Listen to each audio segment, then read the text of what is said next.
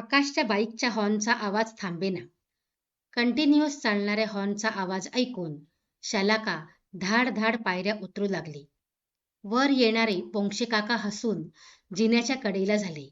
जा जा लवकर, तुला बघितल्याशिवाय आकाश काही हॉर्न वाजवायचा थांबणार नाही.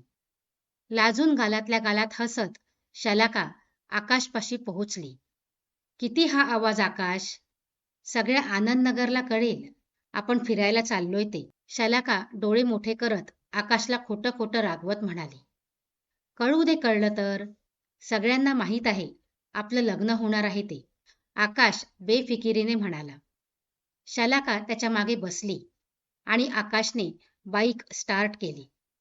जाता जाता शलाकाची नजर आकाशच्या घराकडे गेली. दंडके काकू, आकाशच्या आई, बाल्कनीत उभ्या होत्या. शलाकाने त्यांच्याकडे बघून हात हलविला. प्रत्युत्तरादाखल त्यांनीही शलाकाला टाटा केला. अवघ्या 6 बिल्डिंगची सोसायटी, आनंदनगर.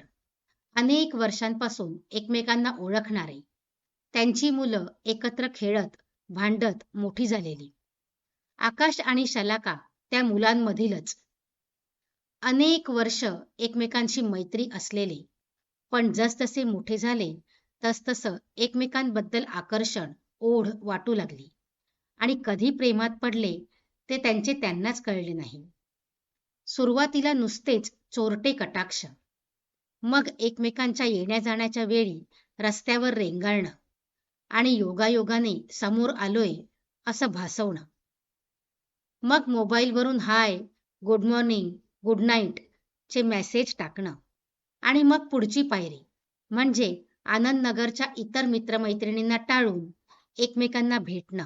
पण या चोरट्या भेटीगाठी इतरांच्या नजरेपासून थोड्याच लपून राहणार होत्या. दोघांच्या प्रेमाची वार्ता कर्णोपकर्णी झाली आणि यथावकाश उभयतांच्या आईवडिलांपर्यंत पोहोचली. शलाकाच्या आईवडिलांना हा आश्चर्याचा सुखद धक्काच होता. लहानपणापासूनच आकाश एक हुशार मुलगा होता. असा निर्व्यसनी, कर्तबगार मुलगा जावई म्हणून निश्चितच आवडला असता. तिकडे आकाशच्या आईवडिलांना पण हरकत घेण्याचे काहीच कारण नव्हते. नजरेसमोरच मोठी झालेली शांत, समंजस शलाका सून म्हणून त्यांना निश्चितच आवडली होती. आजकालच्या मुलामुलींच्या वेगवेगळ्या कहाण्या ऐकून धसकणाऱ्या दोघांच्या आईबाबांना आपल्या ओळखीच्या, समोरच राहणाऱ्या मुलांनीच आपसात जमवले म्हटल्यावर जीव भांड्यात पडावा तसे झाले. आणि आकाश व शलाका उघडपणे एकमेकांकडे येऊ जाऊ लागले. प्रत्येक सणावाराला शलाका आकाशच्या घरी जाऊन तेथील रीतिरिवाज आत्मसात करत होती.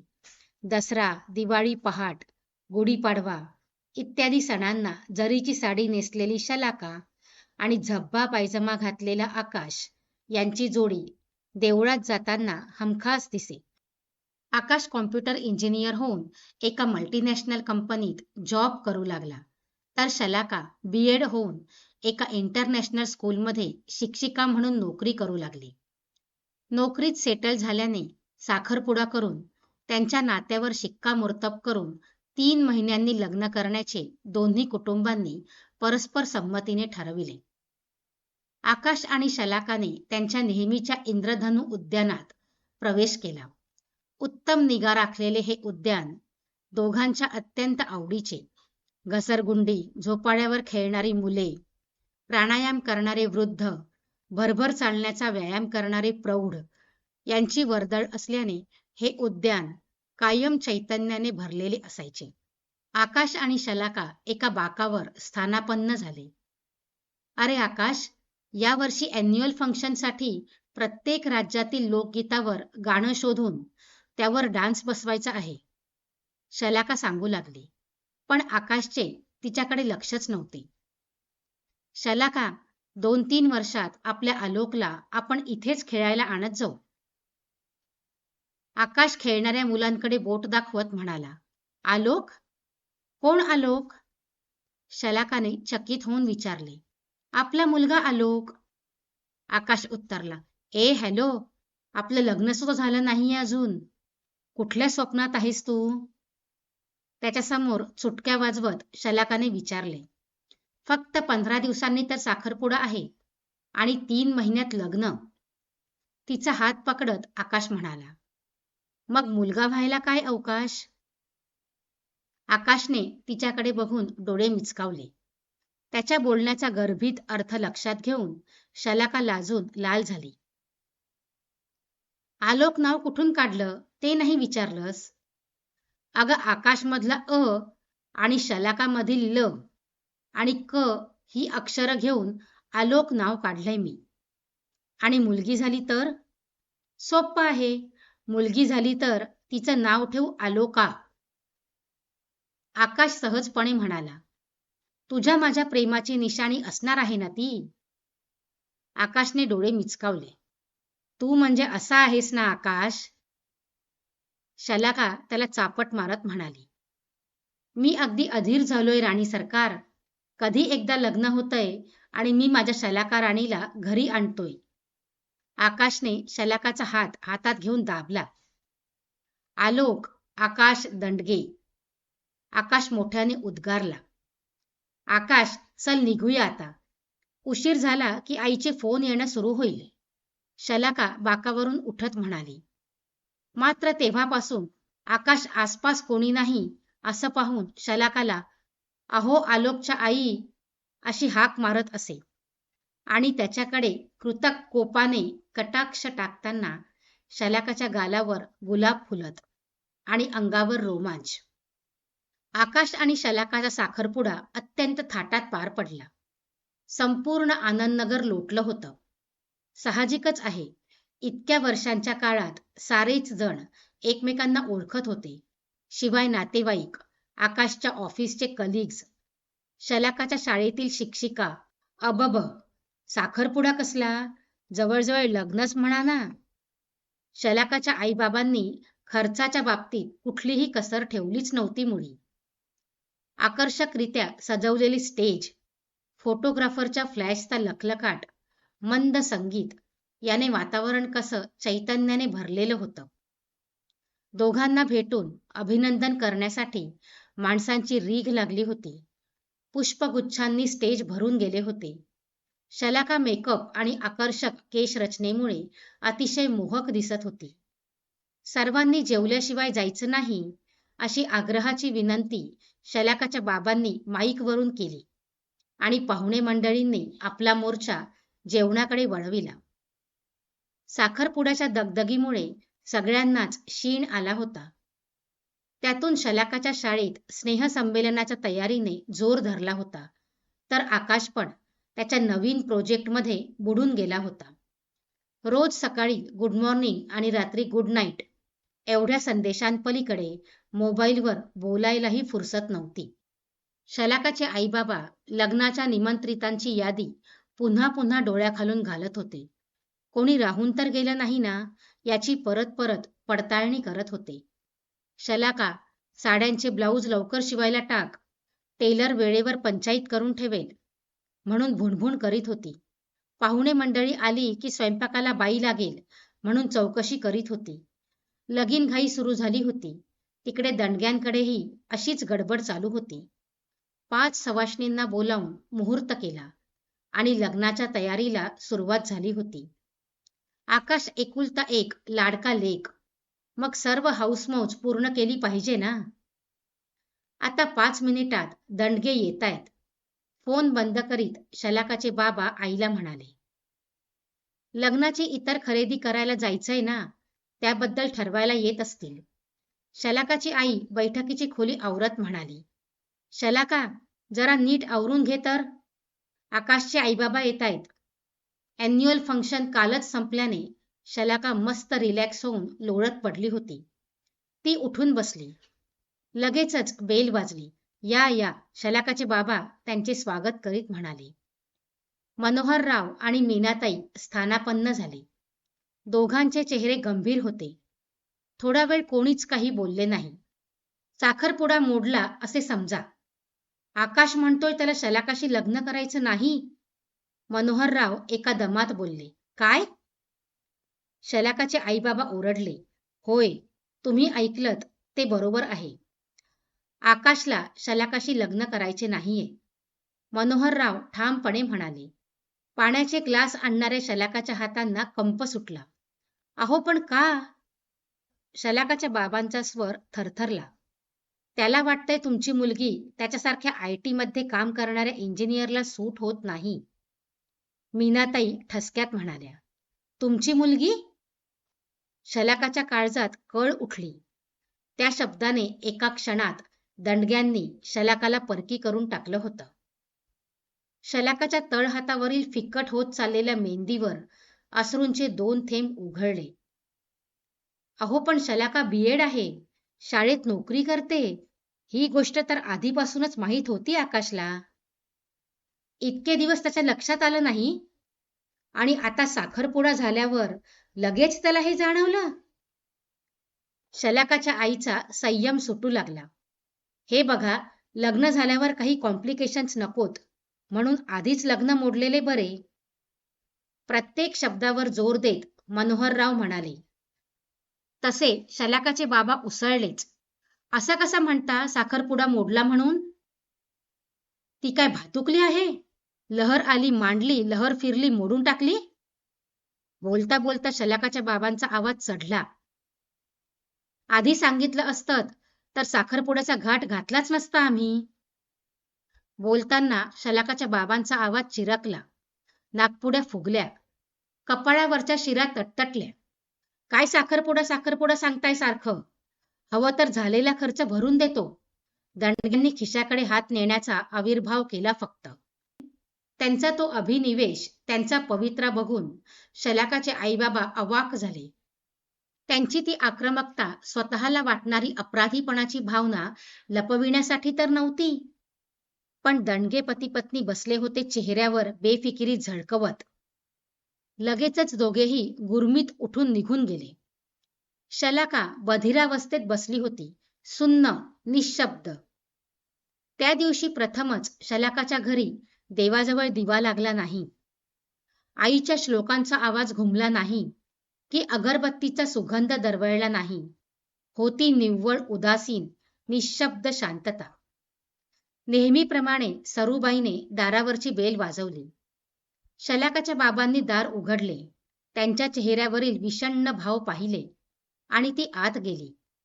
डायनिंग टेबलच्या खुर्चीवर कपाळाला हात लावून बसलेल्या शलाकाच्या आईला बघून ती म्हणाली, उठा बरं शलाकाच्या आई. अव आयुष्यात चांगले वाईट प्रसंग येणारच. आपण त्याला तोंड द्यायची तयारी ठेवली पाहिजे. शलाकाच्या आईने दचकून तिच्याकडे पाहिले. म्हणजे? तुला पण बातमी कळली? अहो ताई, हातात केरसुणी घेत सरूबाई समजुतीच्या स्वरात म्हणाली. चांगली बातमी रांगत रांगत घराबाहेर पडते, पण वाईट बातमी तोपर्यंत गावाला प्रदक्षिणा घालून आलेली असते. लोकांना काय वाटलं असेल ही बातमी कळल्यावर? शलाकाची आई उद्विग्न स्वरात पुटपुटली. ताई, लोकांचं काय घेऊन बसलात? त्यांना चघळायला काहीतरी लागतंच. त्यांचा तो फक्त टाइमपास असतो. उद्या दुसरी बातमी कळली की तिकडे पळतील. आपण ताठ मानेने राहायचं. आपले प्रश्न सोडवायला लोक येणार आहेत वय. चला उठा शलाकाताई. बेडरूमचे पडदे उघडत सरूबाई उशीत डोकं खुपसून मुसमुसणाऱ्या शलाकाला उठवत म्हणाली. काही आभाळ नाही कोसळलं. याच्या परीस चांगला नवरा मिळणार असेल म्हणून देवानच अशी योजना केलीये, अशी श्रद्धा ठेवा आणि उठून आंघोळीला जावा. दुपारी शलाकाचे मामा मामी भेटायला आले. असं कसं वागू शकतात दंडगे? इतके दिवस शलाकाचं शिक्षण, तिची नोकरी त्यांना माहीत नव्हतं. आपण त्यांच्यावर फसवणुकीची केस लावू, पोलीस स्टेशनमध्ये तक्रार करू, मामा तावातावाने म्हणाला. त्याने काय होणार? त्यांना शिक्षा होईल एक वेळ, पण शलाकाचं काय? देव वरून बघतोय सगळं. शलाकाच्या बाबांच्या थंड प्रतिक्रियेवर शलाकाची आई संतापली. खड्ड्यात घाला तुमचं ते अध्यात्म. इतके दिवस श्रद्धेने केलं देवाचं, काय फळ दिलं त्याने आपल्याला? शलाका बेडरूममध्ये बसून बाहेर चाललेले वादविवाद ऐकत होती. तिने निर्णय घेतला, उद्यापासून शाळेत जायचं. घरात बसलं तर तोच विषय सतत निघणार. बरं त्याने परिस्थितीत काही फरक पडणार आहे का? एक बरं झालं की लग्न मोडल्याची बातमी शाळेत कळूनही कोणी त्याचा उल्लेखही केला नाही. शाळेच्या हेडमिस्ट्रेस ब्रह्मे मॅडम अतिशय समंजस होत्या. त्यांनी सर्व टीचर्सना आधीच कल्पना देऊन ठेवली असावी. शलाकाला सुटल्यासारखे झाले. तिचा दिनक्रम रोजच्या प्रमाणे सुरू झाला. मात्र एक गोष्ट ती कटाक्षाने पाळत असे.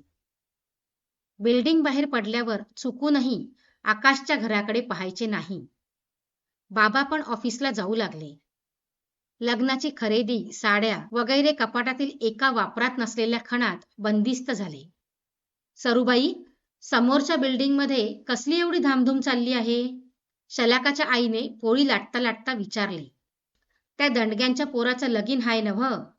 सरूबाई भांडी घासता घासता म्हणाली. काय? पोळीवरून लाटणं फिरवणारे हात चटकन थांबले. मग म्हणून तर एवढ्या रुबाबात आपल्या शलाकाताईशी ठरलेलं लग्न मोडलं नव्ह?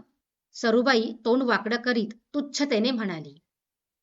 इतके दिवस जावई बापू म्हणून कौतुकाने उल्लेख होणाऱ्या आकाशचा उल्लेख दंडग्यांचा पोरगा असा केला. कोणीतरी हाफिसमधली हाय म्हण, सरूबाईने माहिती दिली. शलाकाच्या आईचं तोंड उतरलं.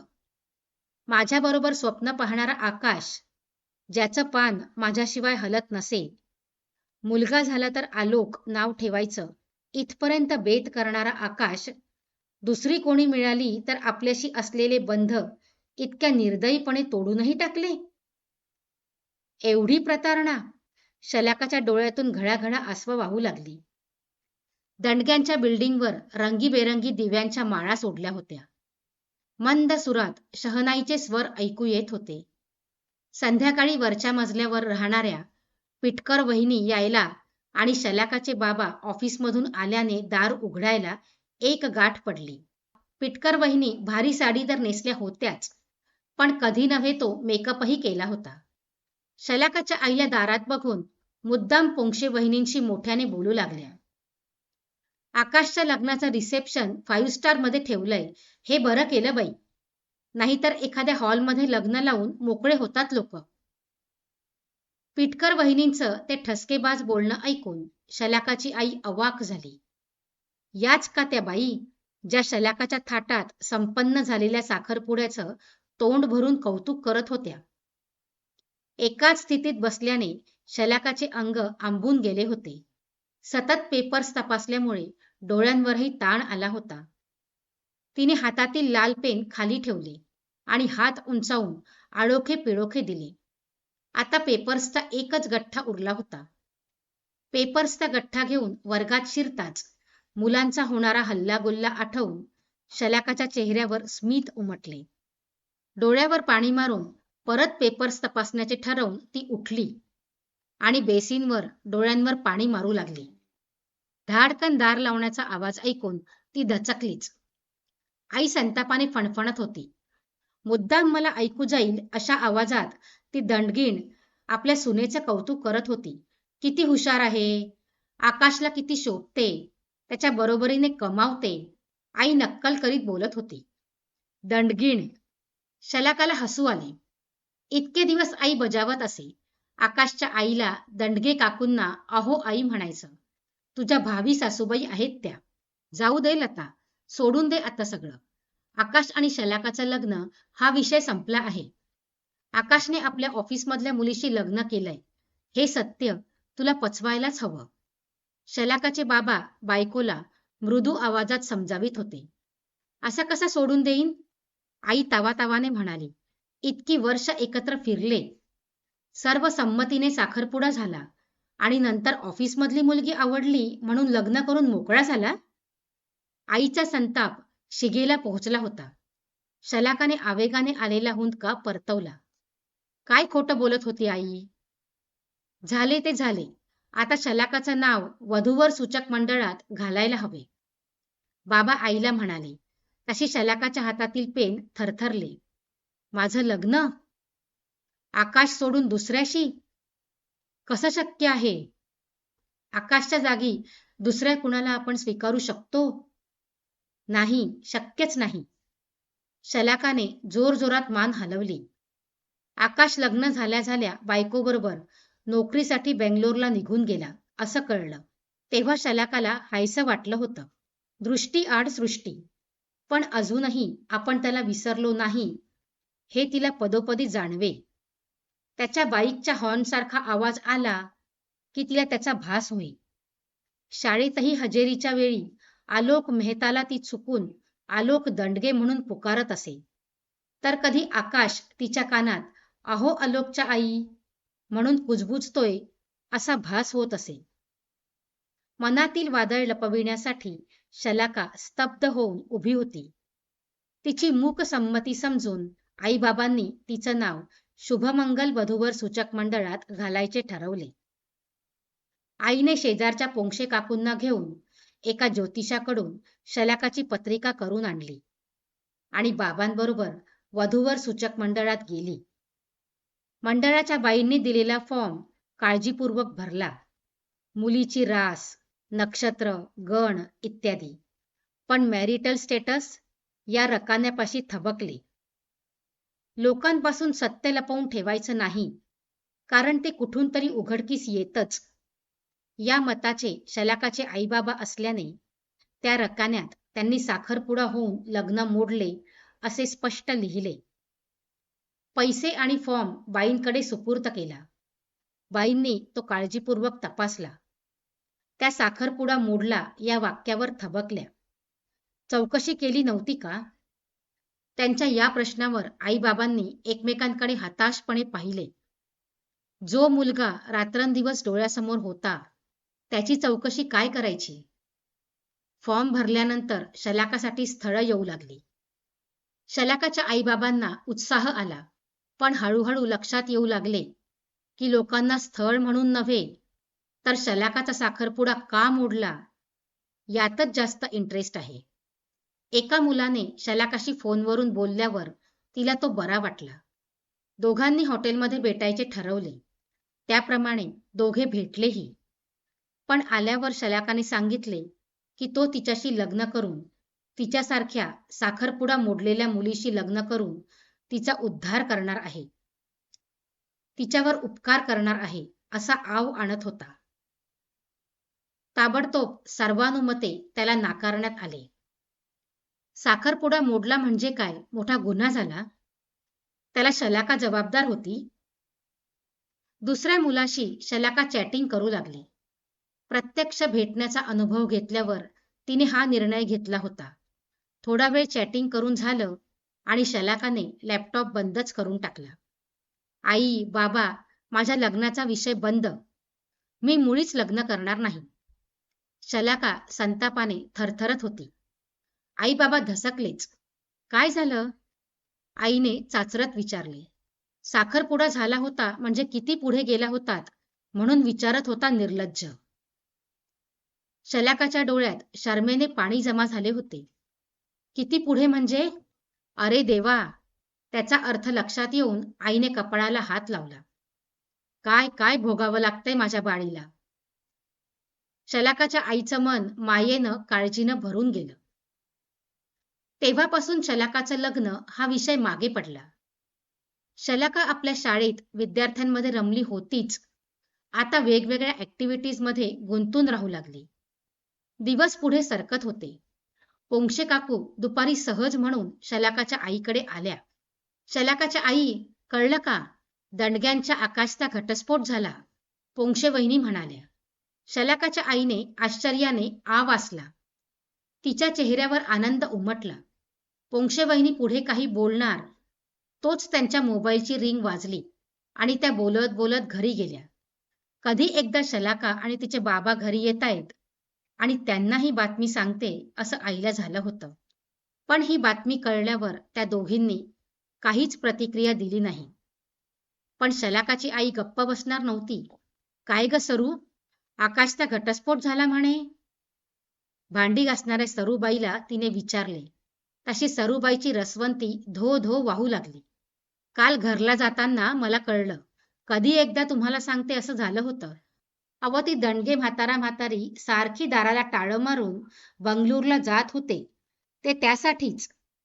ती आकाशची बायको पोराला आणि आकाशला सोडून सरळ अमेरिका का काय तिकडं निघून गेली.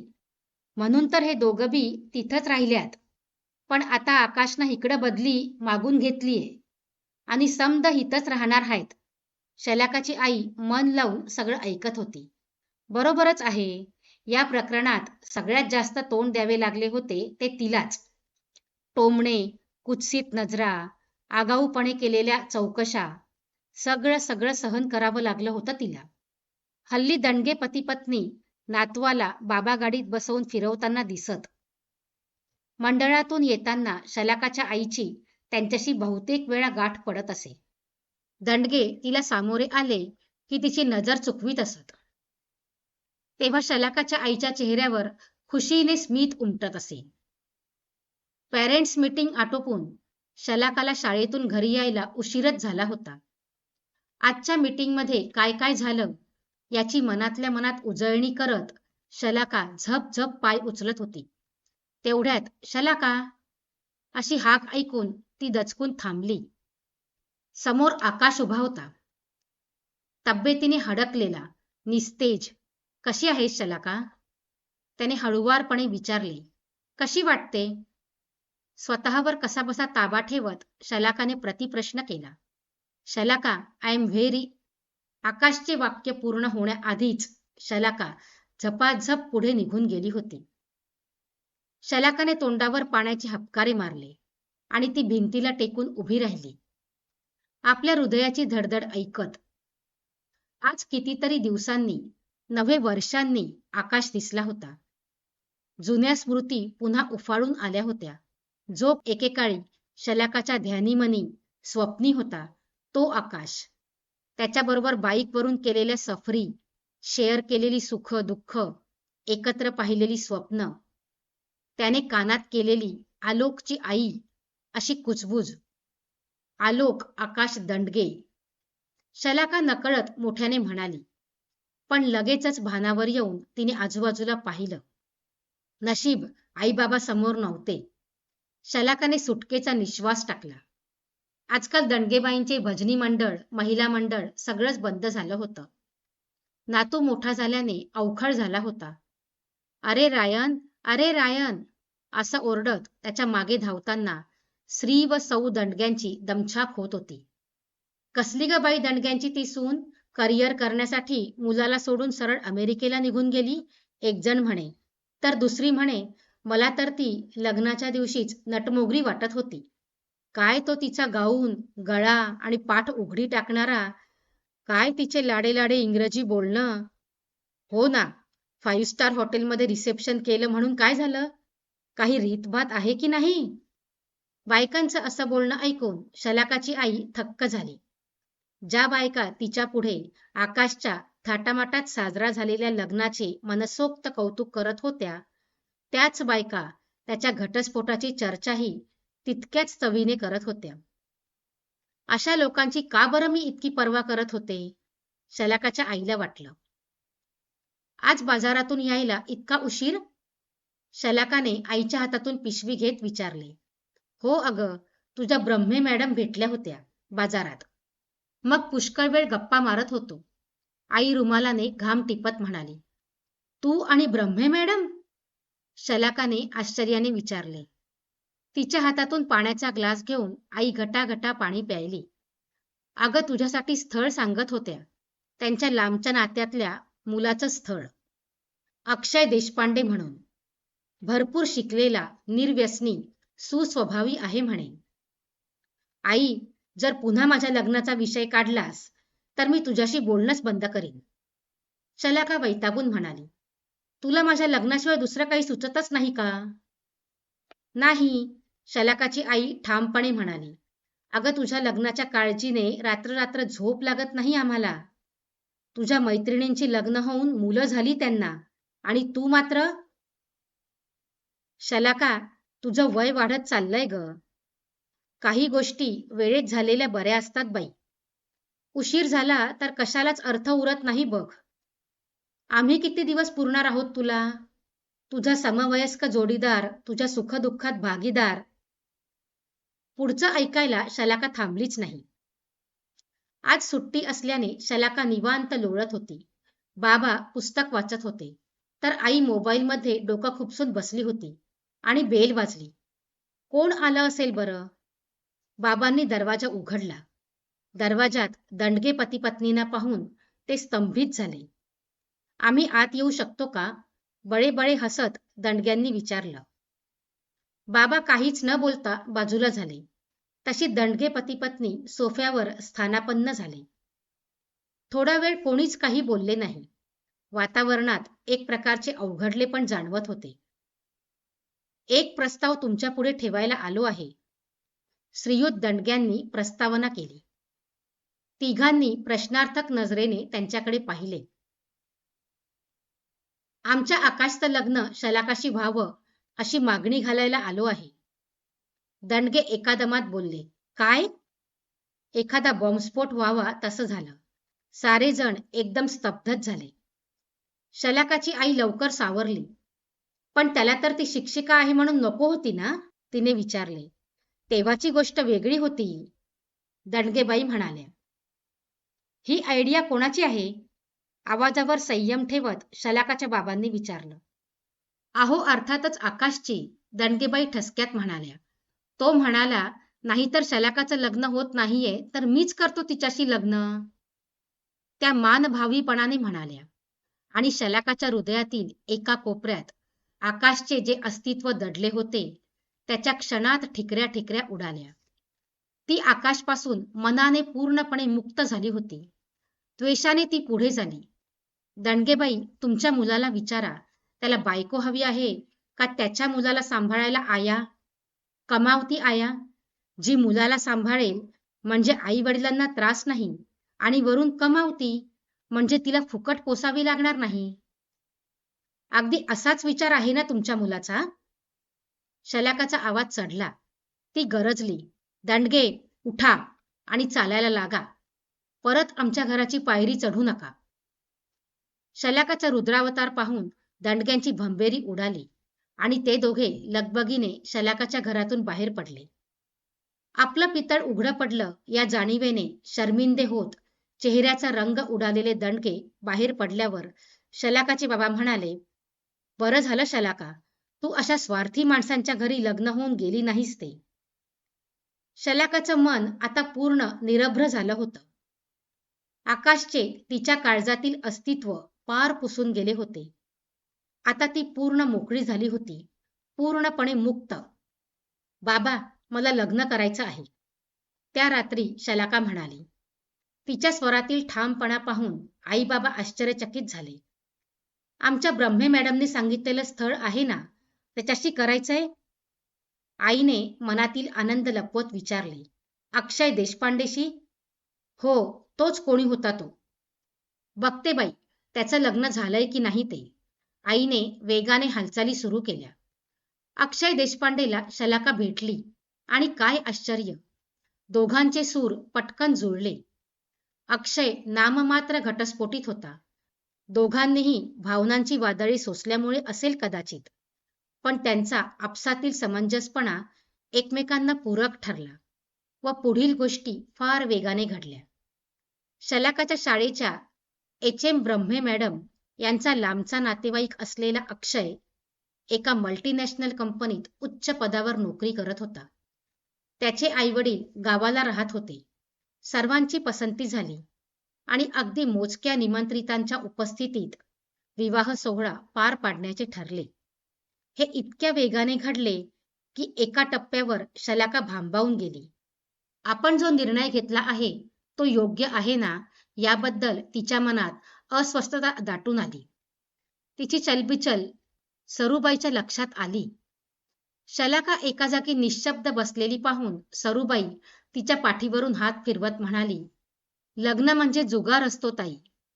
जोडीदार चांगला मिळाला तर दिवाळी आणि नाही चांगला मिळाला तर शिमगा.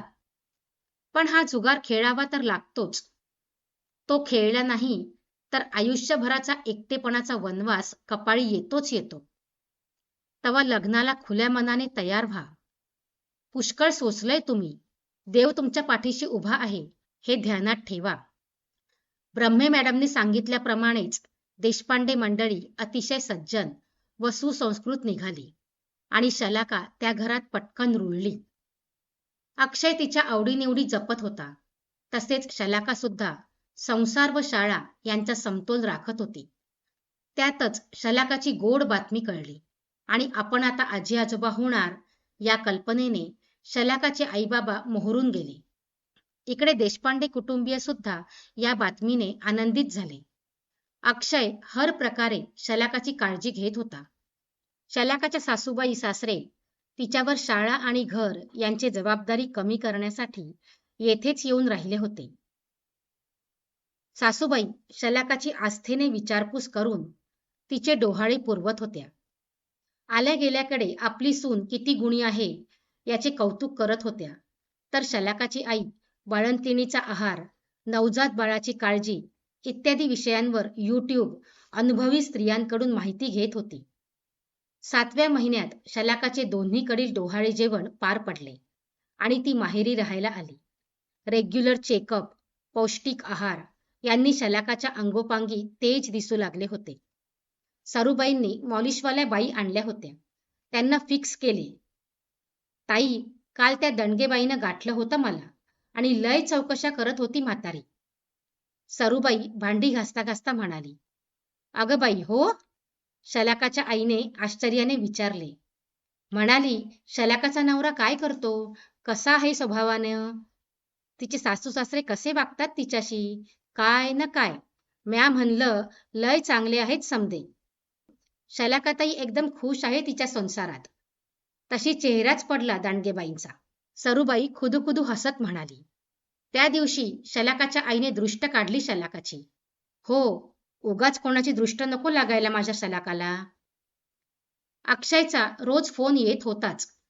शनिवार रविवार भेटायला येत होता, तर सासू सासरे शलाकाची चौकशी करत असत. यथावकाश शलाका बाळंतीण झाली आणि तिने एका गोंडस मुलाला जन्म दिला. सर्वजण आनंदाने न्हाऊन निघाले.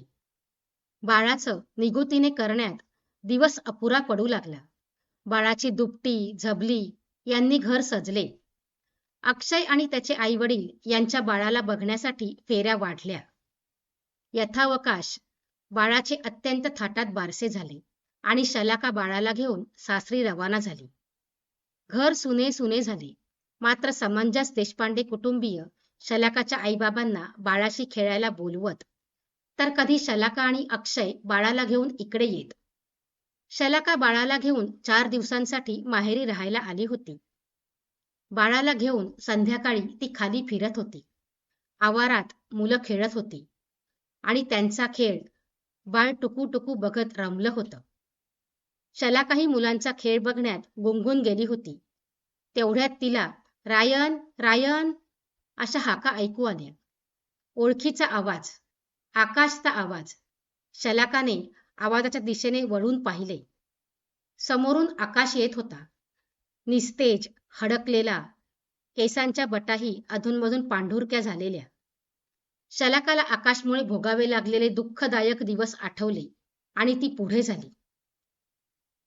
आकाश, तिने हाक मारली. आकाशने दचकून पाहिले. हे बघ माझं बाळ. आकाशने बाळाकडे बघितल्यासारखे केले आणि छान आहे असं काहीतरी तोंडातल्या तोंडात पुटपुटला. नाव नाही विचारणार बाळाचं? शलाकाने विचारलं. काय नाव ठेवलंय? मलूल स्वरात चाचरत आकाशने विचारलं. आशय, माझ्या अन अक्षयच्या नावाची अक्षरं. आमच्या बाळाच्या नावात हवी होती ना, म्हणून आशय. अक्षय मला आशयची आई म्हणून हाक मारतो. आकाशचा चेहरा पडला. तो तिकडून निसटायचा प्रयत्न करू लागला. शलाकाच्या ते लक्षात आले. अरे आकाश, तुला कधीपासून मला थँक्स म्हणायचं होतं. कशाबद्दल? आकाशने चाचरत विचारले. शलाकाने त्याच्यावर नजर रोखली आणि सावकाश एक एक शब्द उच्चारत ती म्हणाली.